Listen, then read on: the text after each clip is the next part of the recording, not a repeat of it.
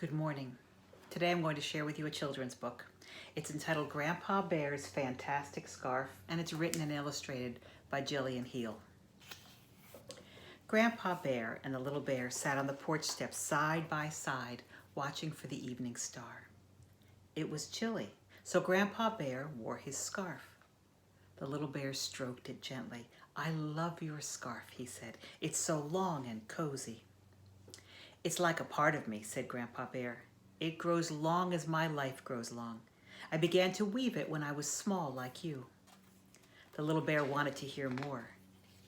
"If you look carefully into my scarf, little bear, you will see that there are two kinds of yarn.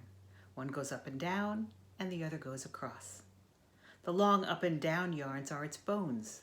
They shape the scarf, just as your bones and all you inherit from Ma and Pa and even me shape you. Likes, dislikes, loving berries, being afraid of bees." "I've got Pa's nose," exclaimed the little bear. "Everyone says so." "There you are," said Grandpa Bear. "Your family passes on to you their ideas, fears, and joys, and even their noses. Each of these is a part of you, like the long, different colored yarns holding your scarf together. It's important to check the colors of these yarns," he continued. "Perhaps an aunt gave you a bit of dull old yarn, like having grumpy mornings. Do you really want that in your scarf? You can't take it out of the days gone by. It's already woven in. But for the rest of your weaving, you want your own color. Choose your new color, tie it to the end of the old one, and keep going. No one says you have to live with someone else's handed-down color in your scarf. Make it your own." The next day, the little bear looked closely at the weaving on Grandpa Bear's loom. "Grandpa Bear, what are all those colors going across your up and down yarns?" he asked.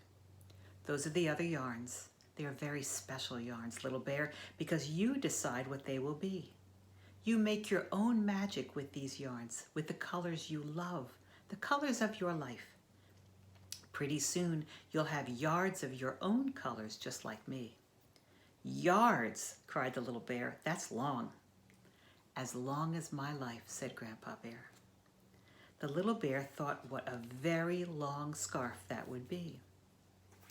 Dreaming about colors and feeling rather hungry about all this thinking, the little bear said hopefully, "I like honey." "There," cried Grandpa Bear. "That's your first color. Think of the color of honey."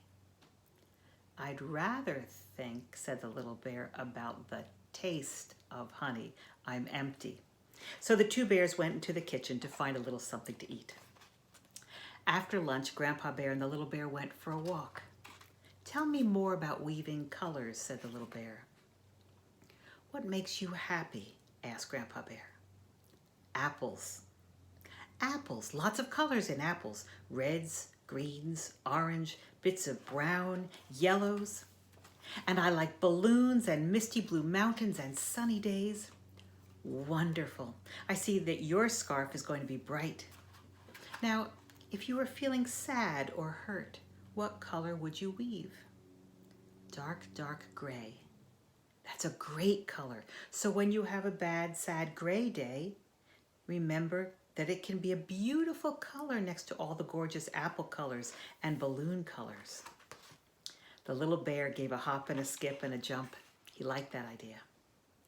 "And then there is light and dark. Without light, we wouldn't know dark. And without dark, we wouldn't know light. Without cold, we wouldn't know how nice it is to be warm." "Are there warm colors?" asked Little Bear. "Warm and cold colors. Can you think of a warm color?" Fur color." And the old bear laughed. "You're going to be a great weaver, little grandson." And the two of them wandered on into their favorite woods, where the little bear collected lots and lots of beautiful leaves that were all different shapes and colors.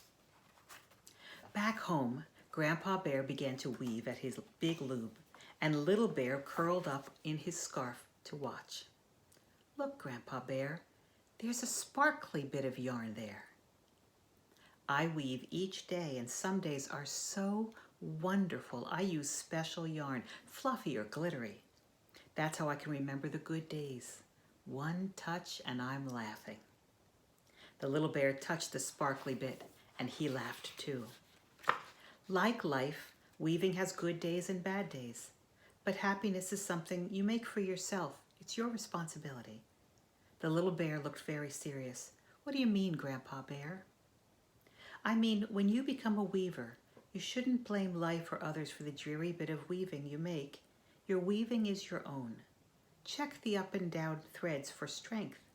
Change yarns if you want to. Change back if you make a mistake.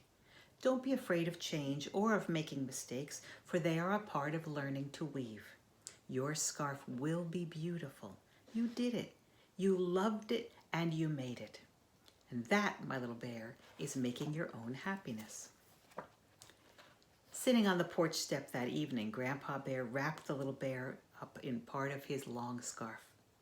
The light dimmed, and the two bears seemed just one shape sitting so close together. I want to weave now too, said Little Bear, snuggling down beside Grandpa Bear. You shall, said the old bear. Tomorrow we will set up a loom just for you. And the stars came out in the dark, dark sky, while the little bear dreamed about weaving and colors and his own adventure that would begin very soon. Friends, as you go into your day, know that God is with you.